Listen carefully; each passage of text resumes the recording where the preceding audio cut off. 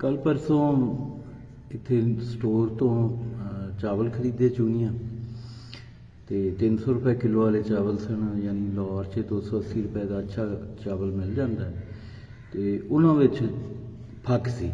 380 ਰੁਪਏ ਦੇ ਚਾਵਲਾਂ 'ਚ ਰੁਪਏ ਕਿਲੋ ਵਾਲੇ ਚਾਵਲਾਂ 'ਚ ਫੱਕ ਸੀ। ਮੈਂ ਸੋਚਿਆ, ਮੈਂ ਕਿਹਾ ਚਲੋ ਮੈਂ ਟਰਾਈ ਕਰਨਾ। ਇੱਥੇ ਵੀ ਇੱਕ ਯੂਟਿਲਿਟੀ ਸਟੋਰ ਹੈ ਤੇ ਇਹਦਾ ਜਿਹੜਾ ਹੈ ਉਹ ਪੂਰਾ ਸਿਸਟਮ ਇੱਕ ਜਿਹਾ ਹੀ ਹੁੰਦਾ ਪੂਰੇ ਪੰਜਾਬ 'ਚ ਜਾਂ ਪਾਕਿਸਤਾਨ 'ਚ, ਤੇ ਮੈਂ ਉਹ ਟਰਾਈ ਕਰਨਾ। ਉਹ ਸਾਡੇ ਇੱਥੇ ਸਟੇਡੀਅਮ 'ਚ ਇੱਕ ਯੂਟਿਲਿਟੀ ਸਟੋਰ ਖੁੱਲ੍ਹਿਆ ਹੋਇਆ, ਕਾਫੀ ਅਰਸੇ ਤੋਂ ਖੁੱਲ੍ਹਿਆ ਹੋਇਆ। ਮੈਂ ਗਿਆ ਤੇ ਉੱਥੇ ਕੋਈ ਸ਼ਹਿਰ ਦਾ ਤਾਂ ਬੰਦਾ ਜਿਹੜਾ ਸਾਡੇ ਦੋਸਤਾਂ ਯਾਰਾਂ 'ਚੋਂ ਮੁਅੱਜ਼ਜ਼ ਬੰਦਾ ਤੇ ਕੋਈ ਨਹੀਂ ਸੀ, ਲੇਕਿਨ ਸੌਦਾ ਅੰਦਰ ਉਹੀ ਪਿਆ ਸੀ। ਲੇਕਿਨ ਉਸ ਤੋਂ ਪਹਿਲੇ ਜਿਹੜਾ ਉਹਦੇ ਸਾਹਮਣੇ ਜਿਹੜਾ ਰਸ਼ ਸੀ ਉਹ ਵੇਖ ਕੇ ਮੈਨੂੰ ਬੜਾ ਤਾਜਬ ਹੋਇਆ ਕਿ ਜਿਹੜੀ ਇੰਤਹਾਈ ਲੋਅਰ ਕਲਾਸ ਹੁੰਦੀ ਉਹ ਉੱਥੇ ਲਾਈਨ ਬਣਾ ਕੇ ਖੜ੍ਹੇ ਸਨ, ਔਰਤਾਂ ਮਰਦ ਵਿਚਾਰੇ।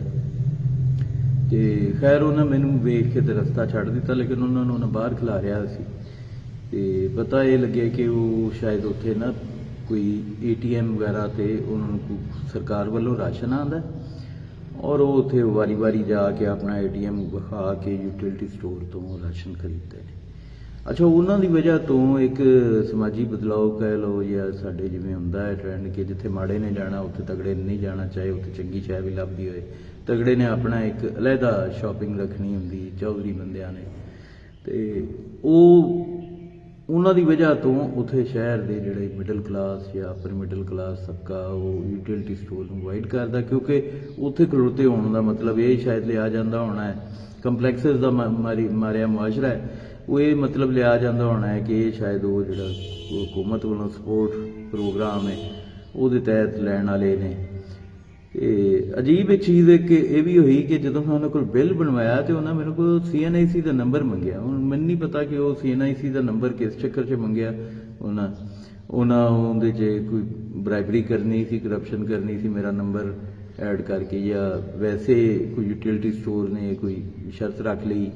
ਕਿਉਂਕਿ ਮੈਨੂੰ ਕਾਫੀ ਅਰਸਾ ਹੋ ਗਿਆ ਲਾਹੌਰ ਦੇ ਵਿੱਚ, ਤਾਂ ਹੁਣ ਤੁਹਾਨੂੰ ਪਤਾ ਬਹੁਤ ਸਾਰੇ ਵੱਡੇ ਸਟੋਰ ਨੇ, ਹਾਈਪਰ ਸਟਾਰ ਹੈ, ਇਸੇ ਤਰ੍ਹਾਂ ਵਿਕਟੋਰੀਆ ਦੀਆਂ ਕਿੰਨੀਆਂ ਸਾਰੀਆਂ ਬ੍ਰਾਂਚਾਂ ਨੇ, ਹੋਰ ਵੱਡੇ ਸਟੋਰ, ਰਹੀਮ ਸਟੋਰ, ਇਸ ਤਰ੍ਹਾਂ ਦੇ ਹਰ ਇਲਾਕੇ 'ਚ ਵੱਡੇ ਸੁਪਰ ਸਟੋਰਸ ਨੇ। ਅਤੇ ਉੱਥੇ ਤਾਂ ਜ਼ਰੂਰਤ ਨਹੀਂ ਮਹਿਸੂਸ ਹੁੰਦੀ ਕਿ ਇਸ ਤਰ੍ਹਾਂ ਜਾ ਕੇ, ਜਾਂ ਵੈਸੇ ਵੀ ਜਿਹੜੀਆਂ ਸਟੈਂਡਰਡਾਈਜ਼ ਮਹੱਲੇ ਦੀਆਂ ਦੁਕਾਨਾਂ ਵੀ ਨੇ ਕਰਿਆਨੇ ਨੇ, ਉੱਥੇ ਵੀ ਮਿਆਰ ਅੱਛਾ ਹੁੰਦਾ ਹੈ, ਠੀਕ ਹੁੰਦਾ ਹੈ। ਇਹ ਆਮ ਚੀਜ਼ਾਂ ਦਾ ਨਾ, ਸਪੈਸ਼ਲੀ ਚਾਵਲਾਂ ਦਾ। ਤੇ ਖੈਰ ਉਹ ਇੱਕ ਚੀਜ਼ ਵੇਖ ਕੇ ਮੈਨੂੰ ਇੱਕ ਬਹੁਤ ਹੈਰਤ ਹੋਈ ਇਸ ਗੱਲ ਦੀ ਕਿ ਯਾਰ ਸਿਚੁਏਸ਼ਨ ਇੱਥੇ ਚਲੀ ਗਈ ਹੈ ਗਰਾਊਂਡ ਦੀ ਸਿਚੁਏਸ਼ਨ ਤੋਂ। ਅੱਛਾ, ਫਿਰ ਮੈਂ ਜਿਹੜਾ ਟਵਿੱਟਰ ਜਾਂ ਫੇਸਬੁੱਕ 'ਤੇ ਵੇਖਣਾ ਨੂਨ ਲੀਗੀਆਂ ਦੀ ਬੇਹਿੱਸੀ ਔਰ ਇਹਨਾਂ ਦੇ ਤਬਸਰੇ ਔਰ ਇਹਨਾਂ ਦੇ ਜਿਹੜੇ ਮੁਲਾਜ਼ਮ ਸਹਾਫੀ ਨੇ ਉਹਨਾਂ ਦੇ ਤਬਸਰੇ ਵੇਖਣਾ, ਮੈਨੂੰ ਬੜੀ ਹੈਰਤ ਹੁੰਦੀ ਕਿ ਉਹ ਕਿਸ ਬੁਨਿਆਦ 'ਤੇ ਨੂਨ ਲੀਗ ਨੂੰ ਹਾਲੇ ਤੱਕ ਇੱਕ ਜ਼ਿੰਦਾ ਜਮਾਤ ਸਮਝ ਰਹੇ ਨੇ ਜਾਂ PTI ਨੂੰ ਇੱਕ ਮੁਰਦਾ ਜਮਾਤ ਸਮਝ ਰਹੇ ਨੇ। ਕਿਉਂਕਿ ਜ਼ਾਹਿਰੀ ਜੀ ਗੱਲ ਹੈ PTI ਦੀ ਆਪਣੀ ਤਾਂ ਕੋਈ ਖੂਬੀ ਨਹੀਂ, ਕੋਈ ਮਿਆਰ ਨਹੀਂ, ਲੇਕਿਨ ਉਹਨਾਂ ਦੇ ਮੁਕਾਬਲੇ 'ਚ ਇੱਕ ਐਸੀ ਜਮਾਤ ਮੌਜੂਦ ਹੈ ਕਿ ਜਿੰਦਾ ਮੇਰੇ ਖਿਆਲ 'ਚ ਅਗਲੇ ਇਲੈਕਸ਼ਨ 'ਚ ਡਰ ਵੀ ਦਿੱਤਾ ਜਾਏਗਾ ਨਾ ਕਿ ਨੂਨ ਲੀਗ ਦੁਬਾਰਾ ਆ ਜਾਏਗੀ। ਜਿਵੇਂ ਪੀਪਲਸ ਪਾਰਟੀ ਦੇ ਖਿਲਾਫ ਤਾਂ ਪ੍ਰੋਪੇਗੈਂਡਾ ਹੋਇਆ ਸੀ, ਲੇਕਿਨ ਇਹਨਾਂ ਦੇ ਖਿਲਾਫ ਤਾਂ ਸਹੀ ਹੋਏਗਾ। ਇਹਨਾਂ ਦਾ ਡਰ ਵੀ ਦਿੱਤਾ ਜਾਏਗਾ ਤਾਂ ਉਹ ਪਰਸੈਪਸ਼ਨ ਵੀ ਕਾਫੀ ਹੋਏਗੀ ਇਲੈਕਸ਼ਨ ਹਰਵਾਉਣ ਵਾਸਤੇ ਕਿਸੇ ਵੀ ਬੰਦੇ ਨੂੰ ਜਿਹੜਾ ਨੂਨ ਲੀਗ ਦਾ ਟਿਕਟ ਹੋਲਡਰ ਹੋਏਗਾ। ਸੋ ਇੱਕ ਪਾਕਿਸਤਾਨ ਜਿਹੜਾ ਹੈ ਇਹ ਰਾਈਟ ਨਾਓ ਜਿਹੜੇ ਸਾਡੇ ਲੋਕ ਦੋਸਤ ਯਾਰ PhD ਸਕਾਲਰਸ ਬੈਠੇ ਨੇ, ਓਵਰਸੀਜ਼ ਬੈਠੇ ਨੇ, ਜਾਂ ਟਵਿੱਟਰ 'ਤੇ ਬੈਠੇ ਨੇ, ਡਰਾਇੰਗ ਰੂਮ ਦਾਨਿਸ਼ਵਰ ਬੈਠੇ ਨੇ, ਜਾਂ ਇਹਨਾਂ ਦੇ ਖਬਰਨਾਮਿਆਂ 'ਤੇ 8 ਵਜੇ ਵਾਲੇ ਤਜਜ਼ੀਆ ਨਿਗਾਰਾਂ ਦੇ ਤਜਜ਼ੀਏ ਔਰ ਟਾਕ ਸ਼ੋ ਵੇਖ ਕੇ ਓਪੀਨੀਅਨ ਬਣਾਉਂਦੇ ਨੇ ਜਿਹੜੇ ਪ੍ਰੋ ਨਵਾਜ਼ ਮੀਡੀਆ ਦੇ, ਤੇ ਉਹਨਾਂ ਵਾਸਤੇ ਇਹੀ ਅਰਜ਼ ਹੈ ਕਿ ਉਹ ਥੋੜ੍ਹਾ ਜਿਹਾ ਅਕਲ ਕਰਨ ਔਰ ਅਗਰ ਪਾਕਿਸਤਾਨ 'ਚ ਨੇ ਤਾਂ ਗਰਾਊਂਡ 'ਤੇ ਆ ਕੇ ਵੇਖਣ ਗਰਾਊਂਡ 'ਤੇ ਸਿਚੁਏਸ਼ਨ ਕੀ ਹੈ, ਗਰਾਊਂਡ ਦੇ ਉੱਤੇ ਨੂਨ ਲੀਗ ਨੂੰ ਕਿਸ ਤਰ੍ਹਾਂ ਦੇਖਿਆ ਜਾ ਰਿਹਾ, ਕਿੰਝ ਦੇ ਹਾਲਾਤ ਨੇ। ਤੁਸੀਂ ਕਿਸੇ ਰੈਂਡਮਲੀ ਕਿਸੇ ਸਾਈਡ 'ਤੇ ਚਲੇ ਜਾਓ ਸ਼ਹਿਰ 'ਚ, ਕਿਤੇ ਨਾ ਕਿਤੇ ਕੋਈ ਲਾਈਨ ਲੱਗੀ ਹੁੰਦੀ ਰਾਸ਼ਨ ਲੈਣ ਵਾਲਿਆਂ ਦੀ। ਔਰ ਮੈਂ ਸੋਚ ਰਿਹਾ ਸਾਂ ਰਾਤੀ 12 ਵਜੇ HPL ਖੁੱਲ੍ਹਾ ਹੁੰਦਾ, ਉੱਥੇ 100-150 ਬੰਦਾ ਹਮੇਸ਼ਾ ਹੀ ਖੜਾ ਹੁੰਦਾ ਪੈਸੇ ਕਢਾਉਣ ਵਾਸਤੇ, ਜਿਹੜੇ ਬੇਨਜ਼ੀਰ ਇਨਕਮ ਸਪੋਰਟ ਦੇ ਪੈਸੇ ਕੋਈ ਆਉਂਦੇ ਨੇ।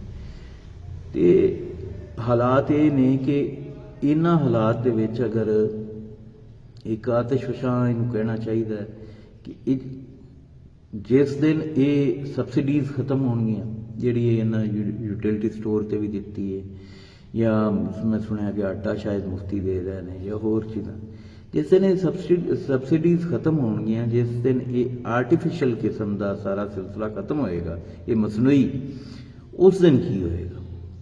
ਉਸ ਦਿਨ ਕਰੋੜਾਂ ਲੋਕ ਭੁੱਖੇ ਮਰਨਗੇ, ਕਰੋੜਾਂ ਲੋਕ ਜਿਸ ਦਿਨ। ਔਰ ਇਹ ਜਿਹੜੀਆਂ ਸਬਸਿਡੀਜ਼ ਨੇ, ਇਹ ਮੁਲਕ ਬਰਬਾਦ ਕਰਨ ਵਾਸਤੇ ਆਪਣੇ ਤੌਰ ਹੀ ਕਾਫੀ ਨੇ। ਖਰਬਾਂ ਹੀ ਰੁਪਇਆ ਜਿਹੜਾ ਹੈ ਉਹ ਇੱਕ ਮਖਸੂਸ ਤਬਕੇ ਨੂੰ ਰਾਸ਼ਨ ਦੇਣ ਵਾਸਤੇ, ਜਾਂ ਚਲੋ ਕਰੋਨਾ 'ਚ ਕੋਈ ਤੁਕ ਬਣ ਗਈ ਸੀ, ਉਹ ਤਾਂ ਸਾਰੀ ਦੁਨੀਆ ਨੇ ਇੰਜ ਲੋਕਾਂ ਨੂੰ ਇਹਤਿਆਤ ਦੇ ਤੌਰ 'ਤੇ ਘਰਾਂ 'ਚ ਬਿਠਾ ਕੇ ਤੇ ਉਹਨਾਂ ਨੂੰ ਖਾਣਾ ਪੀਣਾ ਦਿੱਤਾ, ਲੇਕਿਨ ਹੁਣ ਤਾਂ ਕੋਈ ਵੀ ਨਹੀਂ ਕਰ ਰਿਹਾ। ਇੰਜ ਦੀ ਇਕਨੋਮਿਕ ਕ੍ਰਾਈਸਿਸ ਦੇ ਅੰਦਰ ਇਹ ਚੀਜ਼ ਕਰਨਾ, ਬਜਾਏ ਇਸ ਦੇ ਕਿ ਤੁਸੀਂ ਮਜਮੂਈ ਇਕੋਨਮੀ ਦੀ ਬਿਹਤਰੀ ਦਾ ਸੋਚੋ, ਜਾਂ ਤੁਸੀਂ ਅਸ਼ੀਆ ਖੁਰਦਨੋਸ਼ ਦੀ ਇਹ ਜਿਹੜੀ ਸਬਸਿਡੀ ਦਿੰਦੇ ਪਏ ਹੋ, ਇਹਦੀ ਬਜਾਏ ਤੁਸੀਂ ਓਵਰਆਲ ਚੀਜ਼ਾਂ ਸਸਤੀਆਂ ਕਰ ਦਿਓ, ਤੇ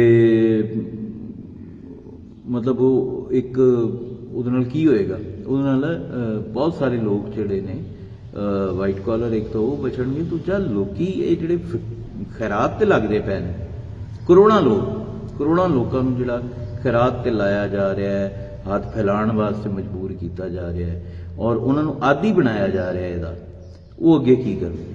ਉਹ ਜ਼ੋਂਬੀਜ਼ ਹੀ ਬਣਨਗੇ। ਉਹ ਫਿਰ ਜਿਵੇਂ ਕਿ ਹੁਣ ਥੋੜਾ ਜਿਹਾ ਨਜ਼ਰ ਆਉਣਾ ਵੀ ਸ਼ੁਰੂ ਹੋ ਗਿਆ। ਮੈਂ ਜਦੋਂ ਦਾ ਇੱਥੇ ਆਇਆ, ਕੋਈ 4 ਡਕੈਤੀਆਂ ਤੇ ਮੈਂ ਸੁਣ ਚੁੱਕਿਆ, ਛੋਟੇ ਜਿਹੇ ਸ਼ਹਿਰ 'ਚ ਹੋ ਚੁੱਕੀਆਂ ਨੇ। ਕੱਲ ਪਰਸੋਂ ਸਾਡੇ ਘਰ ਦੇ ਨਾਲ ਹੀ ਕਿਤੇ ਇੱਕ ਮੀਆਂ ਬੀਵੀ ਵਿਚਾਰੇ ਮੋਟਰਸਾਈਕਲ ਤੇ ਜਾ ਰਹੇ ਸੀ, ਸੁਣਿਆ ਉਹਨਾਂ ਕੋਲੋਂ 8-9 ਹਜ਼ਾਰ ਰੁਪਇਆ ਖੋਹ ਲਿਆ ਕਿਸੇ ਨੇ ਗਨ ਪੁਆਇੰਟ ਤੇ। ਇਹ ਸਟਰੀਟ ਕ੍ਰਾਈਮ ਜਿਹੜਾ ਹੈ, ਜਿਹੜਾ ਕਿ ਸਿਰਫ ਪਹਿਲੇ ਕਰਾਚੀ ਤੱਕ ਮਹਿਦੂਦ ਸੀ, ਫਿਰ ਲਾਹੌਰ ਤੱਕ ਮਹਿਦੂਦ ਸੀ, ਹੁਣ ਇਹ ਦੱਸਣ ਦਾ ਮਕਸਦ ਇਹ ਕਿ ਛੋਟੇ ਸ਼ਹਿਰਾਂ 'ਚ ਵੀ ਆ ਗਿਆ ਸਟਰੀਟ ਕ੍ਰਾਈਮ। ਚੋਰੀਆਂ ਤੇ ਅੱਗੇ ਵੀ ਹੁੰਦੀਆਂ ਸੀ, ਹੁਣ ਇਸ ਤੋਂ ਬਾਅਦ ਕੀ ਹੈ? ਅਗਲਾ ਨੈਕਸਟ ਸਟੈਪ ਕੀ ਹੈ? ਜਾਂ ਤੇ ਇਹ ਰਿਆਸਤ ਮੁੱਕੇਗੀ, ਔਰ ਰਿਆਸਤਾਂ ਮੁੱਕਦੀਆਂ ਨੇ ਤੇ ਕੋਈ ਪੀਸਫੁਲੀ ਕਦੀ ਨਹੀਂ ਮੁੱਕਦੀਆਂ। ਉਹ ਫਿਰ ਲੱਖਾਂ ਲੋਕਾਂ ਦਾ ਕਤਲੇਆਮ ਹੁੰਦਾ ਹੈ, ਔਰ ਲੱਖਾਂ ਲੋਕ ਉਹਦੇ 'ਚ ਮਾਰੇ ਜਾਂਦੇ ਨੇ। ਤੇ ਇਹ ਜਿਹੜੇ ਢੀਠ ਲੋਕ ਬੈਠੇ ਨੇ ਇਕਤਦਾਰ 'ਚ ਇਸ ਵਕਤ, ਨਾ ਨੂਨ ਲੀਗ ਨੂੰ ਕੋਈ ਇਸ ਚੀਜ਼ ਦਾ ਅਦਰਾਕ ਜਾਂ ਅਹਿਸਾਸ ਹੈ ਆਮ ਆਦਮੀ ਦਾ ਔਰ ਮੁਲਕ ਦਾ ਸਪੈਸ਼ਲੀ, ਨਾ ਪੀਪਲਸ ਪਾਰਟੀ ਵਾਲਿਆਂ ਨੂੰ ਇਸ ਚੀਜ਼ ਦਾ ਅਹਿਸਾਸ ਅਦਰਾਕ ਹੈ। ਉਹਨਾਂ ਨੂੰ ਅਹਿਸਾਸ ਅਦਰਾਕ ਹੋਏ ਤੇ ਕਮ ਅਜ਼ ਕਮ ਇਸ ਕੋਲੇਸ਼ਨ ਤੋਂ ਹੀ ਵੱਖਰੇ ਹੋ ਜਾਣ। ਕਮ ਅਜ਼ ਕਮ 20 ਤੋਂ 30% ਜਿਹੜਾ ਤੁਹਾਡਾ ਇਸ ਵਕਤ ਇਨਫਲੇਸ਼ਨ ਵਧੀ ਹੋਈ ਹੈ, ਉਹ ਮਹਿੰਗਾਈ ਜਿਹੜੀ ਹੈ 20 ਤੋਂ 30% ਜਿਹੜੀ ਹੈ ਉਹ ਇਸੇ ਵਜ੍ਹਾ ਤੋਂ ਹੈ ਕਿ ਇੱਥੇ ਪੋਲੀਟੀਕਲ ਇਨਸਟੇਬਿਲਿਟੀ ਹੈ, ਸਿਆਸੀ ਅਦਮ ਇਸਤਹਿਕਾਮ ਹੈ। ਉਹਦੀ ਵਜ੍ਹਾ ਤੋਂ ਇੱਥੇ ਹਰ ਚੀਜ਼ ਜਿਹੜੀ ਹੈ ਉਹ ਉਲਟੀ ਹੋ ਗਈ ਹੋਈ ਹੈ, 30% ਮਹਿੰਗੀ ਹੋਈ ਹੈ। ਇੱਕ ਤਾਂ ਵੈਸੇ ਹੀ ਇਨਫਲੇਸ਼ਨ ਹੈ, ਲੇਕਿਨ ਉਸ ਤੋਂ ਇਲਾਵਾ ਜਿਹੜੀ ਕੰਟਰੋਲੇਬਲ ਸੀ ਉਹ 30%। ਹੁਣ ਉਹਦੇ ਵਿੱਚ ਨਾ ਤਾਂ ਇਮਰਾਨ ਖਾਨ ਬੰਦੇ ਦਾ ਪੁੱਤਰ ਬਣਨ ਨੂੰ ਤਿਆਰ ਹੈ ਕਿ ਜੀ ਉਹ ਸਬਰ ਕਰਦਾ ਹੈ ਇਲੈਕਸ਼ਨਾਂ ਤੱਕ, ਔਰ ਮੁਲਕ ਨੂੰ ਕੋਈ ਇਸ ਤਰ੍ਹਾਂ ਸਿਆਸੀ ਅਦਮ ਇਸਤਹਿਕਾਮ ਦਾ ਬਾਇਸ ਨਾ ਬਣਨ ਦੇ। ਲੇਕਿਨ ਉਸ ਤੋਂ ਵੀ ਪਹਿਲੇ ਅਗਰ ਸਬਰ ਹੀ ਕਰਨਾ ਸੀ ਤੇ ਇਹਨਾਂ ਦਾ ਫਰਜ਼ ਬਣਦਾ ਸੀ ਕਿ ਇਹ ਵੀ ਕਰਦੇ। ਤੋ ਹੁਣ ਨਾ ਉਹਨੇ ਸਬਰ ਕੀਤਾ ਹੈ, ਨਾ ਇਹਨਾਂ ਕੀਤਾ ਹੈ, ਔਰ ਇੱਕ ਦੂਜੇ ਦੀ ਜ਼ਿੱਦ ਦੇ ਵਿੱਚ ਪਾਕਿਸਤਾਨ ਦੀ ਆਵਾਮ ਨੂੰ ਬਰਬਾਦ ਕਰ ਰਹੇ ਨੇ, ਇਸ ਪਾਕਿਸਤਾਨ ਨੂੰ ਬਰਬਾਦ ਕਰ ਰਹੇ ਨੇ, ਇਸ ਪਾਕਿਸਤਾਨ ਨੂੰ ਖਤਮ ਕਰਨ ਦੀ ਕੋਸ਼ਿਸ਼ ਕਰ ਰਹੇ ਨੇ। ਰੱਬ ਰੱਖ।